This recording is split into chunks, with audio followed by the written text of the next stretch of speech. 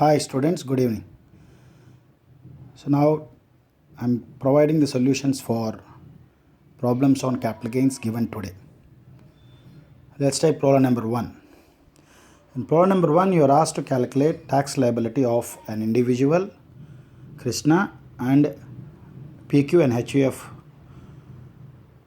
Let's do the things simultaneously. So while doing problem on total income, first you should keep in mind what is the residential status of an assessee, because while computing the tax liability, some assessees based on their residential status may get rebates or may not get rebates. That's important. So keep in mind the status of every person while doing the problem on total income. So let's go with the problem. In this problem, you are given two heads of income. One is income from house property and capital gains, which includes both short-term capital gain and long-term capital gain. Let's do the problem. Income from house property. For Krishna, it is given 2,65,000. For HUF PQ, it is given as 2,72,000. And coming to other head of income, capital gains. In capital gains, you are given both short-term capital gain, which is 12,000 for Krishna, 12,000 for HUF. And the long-term capital gain for Krishna, it is 35,000, and for HUF it is 60,000. So no other heads of income. So let's compute gross total income, where comes in case of Krishna 2,65,000, 35, 3 lakhs, 3,12,000, right? For HUF 2,72,000, 2,84,000 plus 60, 3,44,000. So now we got the gross total income. For computing tax liability, we need net income or total income. For that, we should make deductions under chapter 6A. We'll do it. Less deductions under chapter 6A. You are given different deductions, nothing to calculate, but you are given net amount of deductions under various sections. First we have 80C. 80C, in this problem we have LIC premium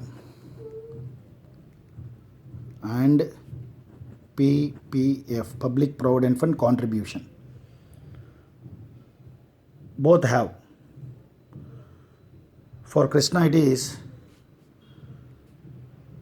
28,000. For HUF it is 30,000. Both are eligible for availing deductions under section 80C, HUF and individuals. And for other sections, you have different sections, that is 80CCC, 80D and 80G. It has been given, no need to calculate. For Krishna it is 7,000. For HUF it is 8,000. Right?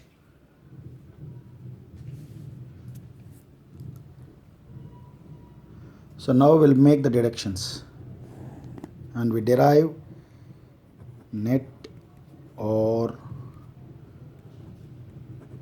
total income. That is, we get 3,12,000 minus 35. 2,77,000 for Krishna, and for HUF 3,44 minus 38, we get 3,06,000. So we have derived the net income, that is taxable income. For Krishna it is 2,77,000, for HUF it is 3,06,000. Now let's do the major part of the question, that is tax liability. While computing tax liability of different assessees, we should see what incomes are part of net income. Is there any special incomes like winnings from lotteries, winnings from racehorses, or any long-term capital gains? Short-term capital gains is not a special income except few cases. In case of shares, where special rates are applicable for short-term capital gains. In this problem, not like that. It is to be taken as normal income. So in this problem, you are given only long-term capital gains as special income, which is to be taxed separately at flat rates. That is at the rate of 20% after making some adjustments. So in this problem, you have only one special income, that is long-term capital gain. In case of Krishna it is 35,000, in case of HUF it is 60,000. Short-term capital gain, if not mentioned specifically, it is not a special income. It is to be taken as normal income like other incomes. You should club with other incomes and calculate tax liability for short-term capital gains if it is not a special income. Understood? Now let's calculate tax liability. So first one, we'll take net income other than special incomes. That is, here we have only capital gains. So it should be taxed separately. So we'll separate it.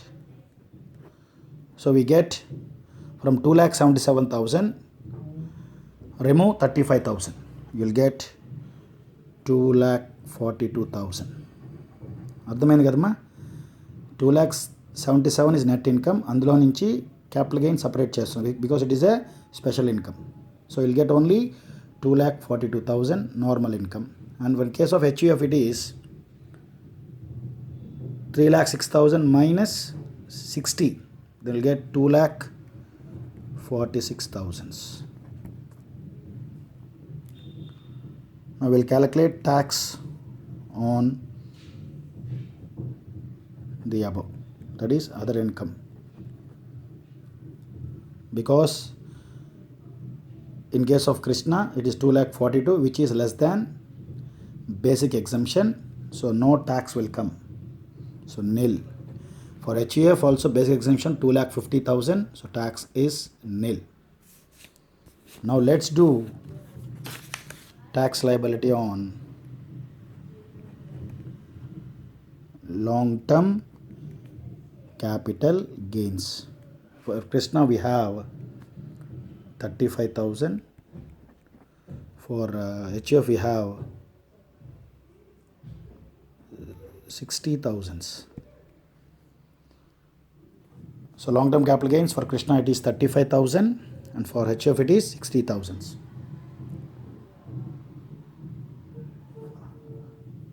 So now we will calculate tax liability. 35,000 మీద you need not calculate tax at the rate of 20%, because in case of, I am talking about Krishna first. In case of an individual who is a resident, as we have discussed yesterday,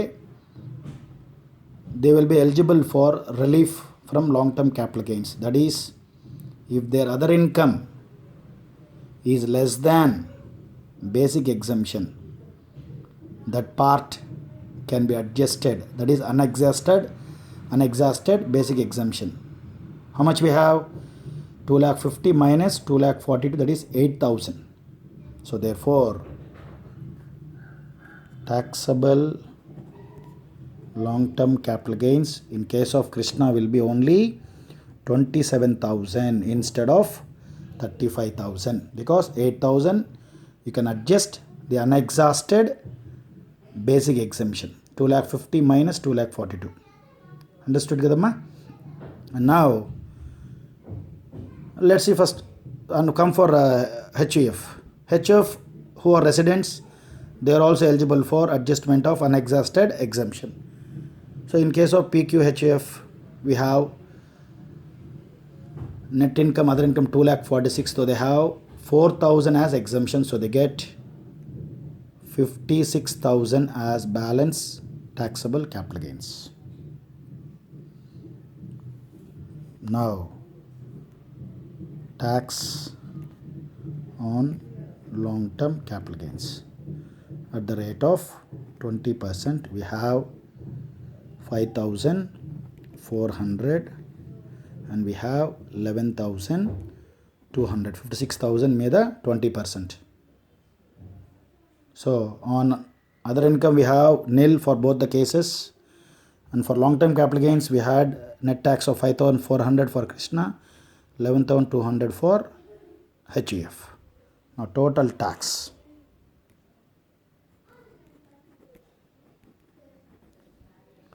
$5,400, 11,200.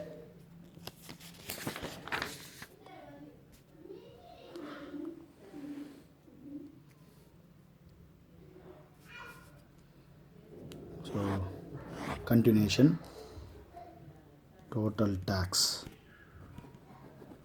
for Krishna we got 5,400. For PQHUF we got 11,200. Now let's see if they are eligible for rebate, because in both the cases net income is less than 5 lakhs. While considering the net income, you should see all the incomes, all heads, including special incomes, other incomes, every income should be considered net income after making deductions under chapter 6a. Net income ఎంత వస్తుందో that should be considered. If it is less than 5 lakhs, rebate వస్తుందో లేదో check చేయాలి. So let's see in case of Krishna, his net income is less than 5 lakhs and being a resident individual is eligible for rebate under section 87A, maximum of 12,500. His tax is only 5,400, so he will get total rebate. So less rebate under section 87A, so 5,400. In case of PQHUF, though it is a resident, HUFs are not eligible for rebate. Only individuals resident, income less than 5 lakhs eligible for rebate. So for HUF, no rebate, nil. So tax in case of Krishna, it becomes nil. In case of HUF, 11,200.